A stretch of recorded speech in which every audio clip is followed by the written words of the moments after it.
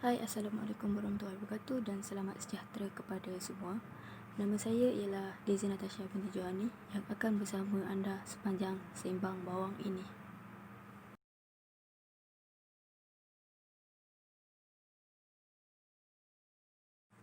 Jadi, pada hari ini kita akan membincangkan mengenai GIS di sekolah. Mesti akan ada yang tanya, apa itu GIS, kenapa GIS, bagaimana GIS berfungsi dan sebagainya.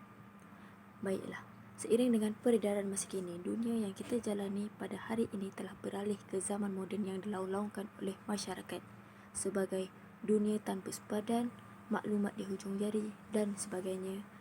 Ia seolah-olah menggambarkan sebuah landscape di mana semasa dunia yang terus berkembang khususnya dalam arus teknologi.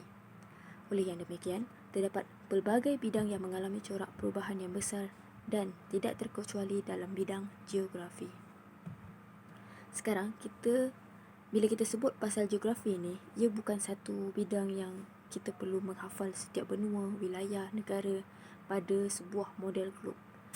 Bukan juga sebuah bidang yang sekadar mengetahui apa dan di manakah sungai yang terpanjang di dunia, di manakah benua, tetapi dia lebih daripada itu kerana bidang geografi sudah tidak asing dengan salah satu teknologi utamanya, iaitu sistem maklumat geografi atau Geography Information System (GIS).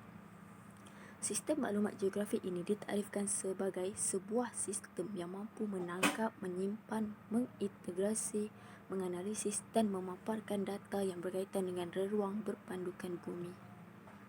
Baik, secara ringkasnya ia merupakan sebuah alat yang mampu memaparkan maklumat berkaitan dengan bentuk muka bumi secara digital. Sistem maklumat geografi ini sememangnya bukan suatu perkara yang baru.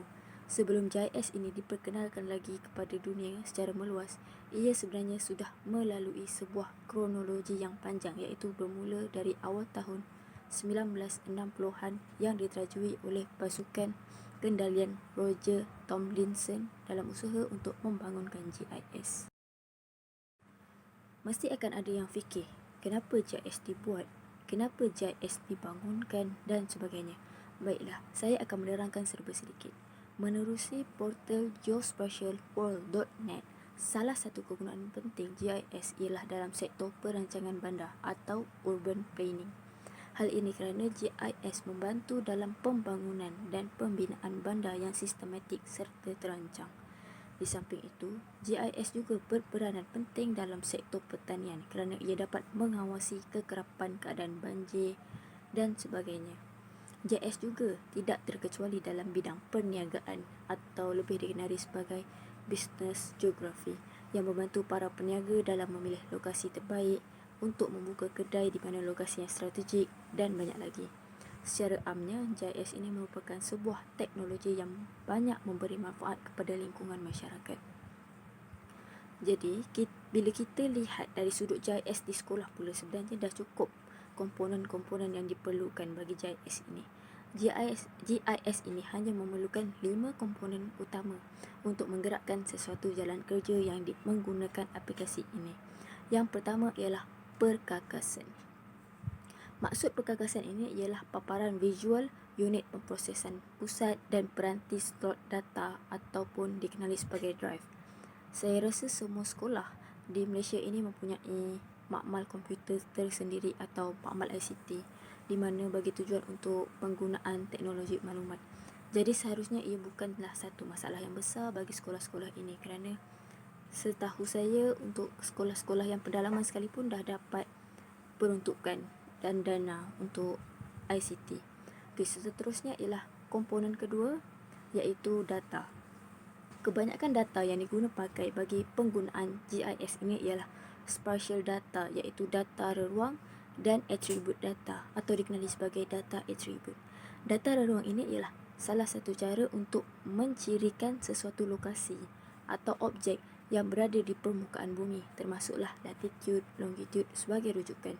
Jadi, pembelajaran mata pelajaran geografi di sekolah seharusnya memperkenalkan GIS kepada pelajar kerana mereka boleh mendalami kegunaan latitude dan longitude yang dipelajari sewaktu di dalam kelas. Jadi mereka bukanlah setakat hanya belajar apa itu latitude, apa itu longitude tanpa menggunakannya.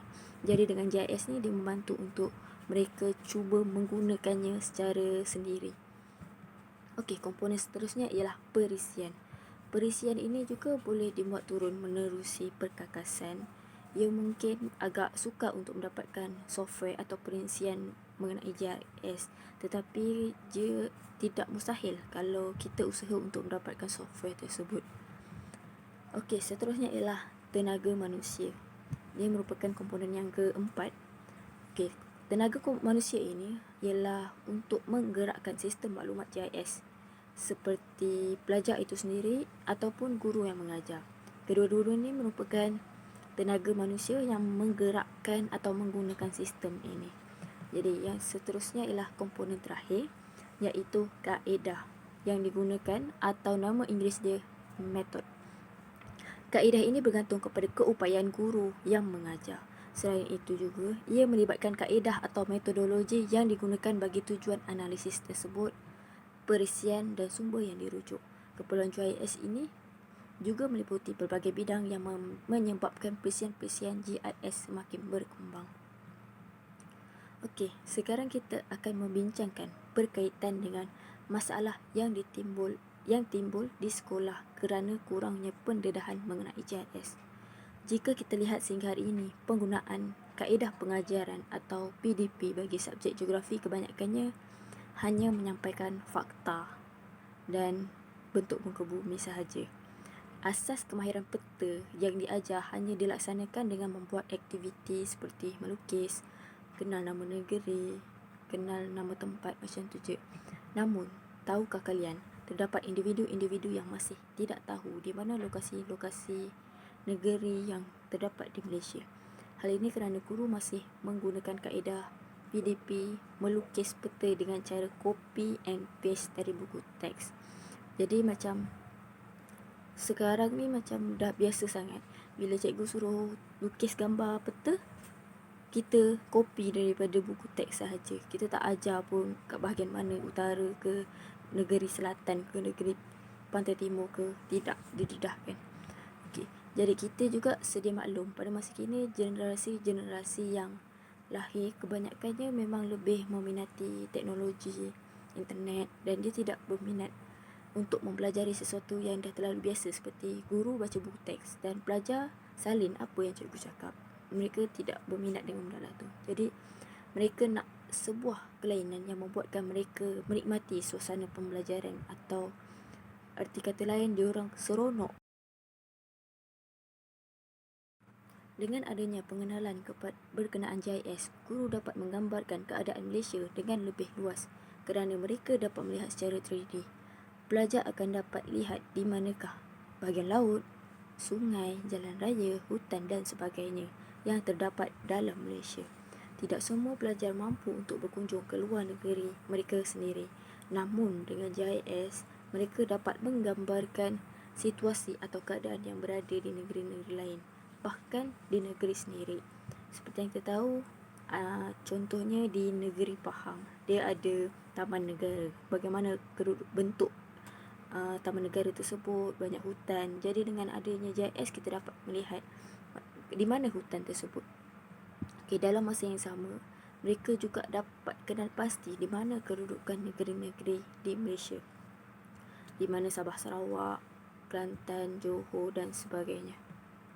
Okey, saya ingat waktu saya ditemu juga oleh seorang pensyarah, dan saya rasa pensyarah itu merupakan pensyarah daripada fakulti lain. Waktu tu saya baru lepas ujian Maths untuk masuk UPSI.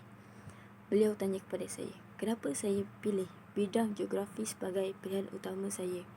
Saya jawab, saya merupakan pelajar daripada Diploma Ukur Tanah, di mana saya mempelajari struktur tanah di Malaysia.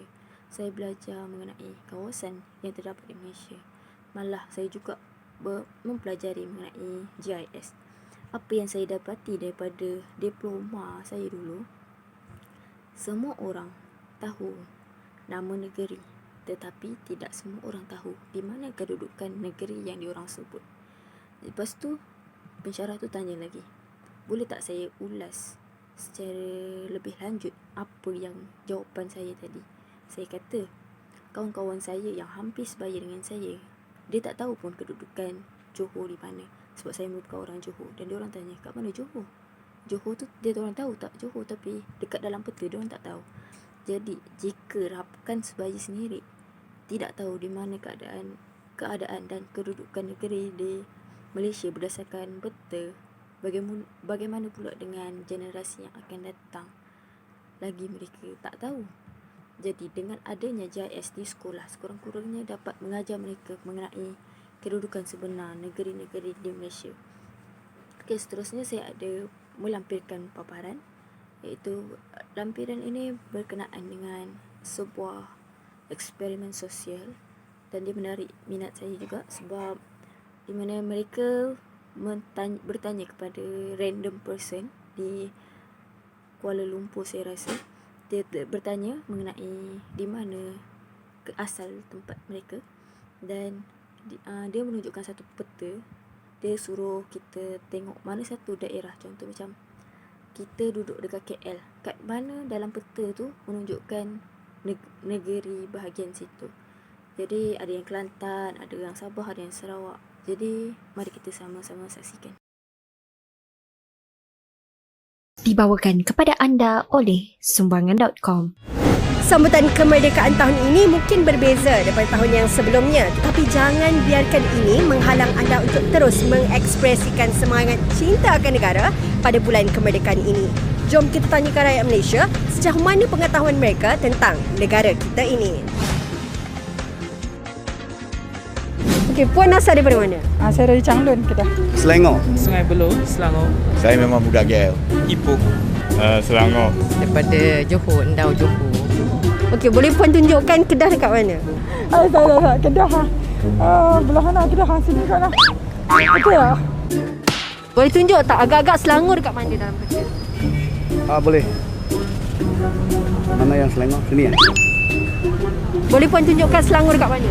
Sini. Boleh abang tunjukkan KL dekat mana? Rasa-rasa antara sini.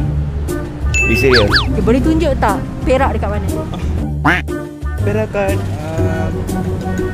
saya pun tak ingat Perak kat sini lah. Cepatnya perlu. Okay, boleh tunjuk Selangor dekat mana? Okey. Okay, boleh Puan tunjukkan Johor dekat mana? Yang senang. Sabah dekat mana? Sabah kat sini kot lah. Sini kot Sabah. Sarawak sini. Pahang dekat mana? Rasa-rasa Pahang. Pahang? Sini lah. Boleh tunjuk KL dekat mana? Somewhere around here sini pun. Boleh tunjuk Negeri Sembilan dekat mana? Negeri Sembilan is di serius ini. Melaka dekat mana? Melaka. Soalan sejarah ni. Terengganu, Terengganu dekat mana? Terengganu. No, God, please, no! Kelantan. Selesai dah Kelantan. Johor, Pahang, Terengganu saya dah tak faham dah ni Kelantan ni kan? Ni polis. Saya tak faham dah Kelantan lah pun banyak tak baca peta.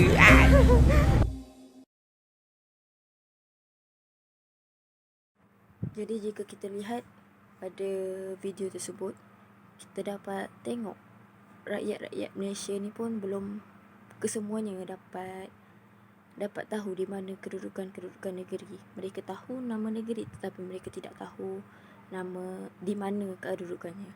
Jadi dengan itu JIS boleh membantu mereka untuk mengenali dengan lebih dekat, dan ia menggunakan teknologi yang sangat dekat dengan generasi pada zaman sekarang. Jadi JIS ini sangat membantu dalam memastikan pelajar-pelajar yang mengambil jurusan atau mata pelajaran geografi ini dapat berkembang dan dapat ilmu yang bermanfaat kepada setiap pelajar. Sekian, terima kasih.